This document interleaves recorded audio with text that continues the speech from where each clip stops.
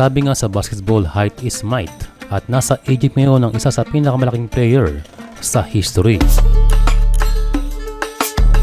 Kilala sa pinakamalaki sa NBA history si Jordan Morrison, gayon din ang tatay ni Bol Bol na si Manute. Sila ay naglaro sa NBA noong 80s at 90s. Pero sa panahon ngayon na 2020s, isa sa pinakamatangkad na aktibong basketball player ay ang sentro ng Egypt ngayon na naglaro nitong first round ng African qualifiers.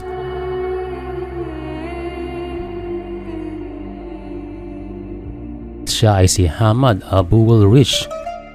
Si Hamad ay tumatayong 7'9", similar sa NCAA player na si Olivier Roux. Since naglalaro siya sa Egypt, kung familiar kayo ay kasama niya ang teammate ni Carl Tamayo na si Assem Marey.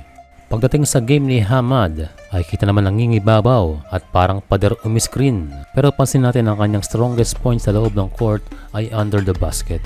Pero beyond that area, hirap na itong si Hamad.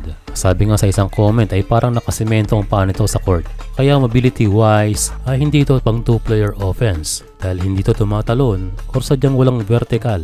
Sa katunayan sa nakaraang FIBA World Cup African qualifiers ay isang block lang nagawa nitong si Hamad.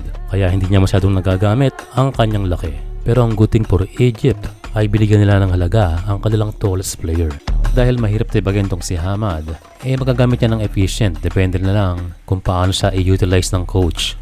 Although pagdating sa international, ay hirap itong higante ng Egypt dahil umiikot ang liga sa speed at mobility.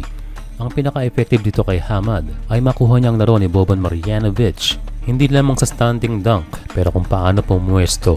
Pero papasok pa rin ang usapan ng bilis, kaya na rin limited time ang naibibigay dito kay Hamad, averaging 8 minutes kada game, kaya konti rin ng rebounds na kanyang napoproduce na may 4 kada game. Ang good thing sa Egypt sila nakapasok sa second round and sana'y makasama pa rin itong si Hamad.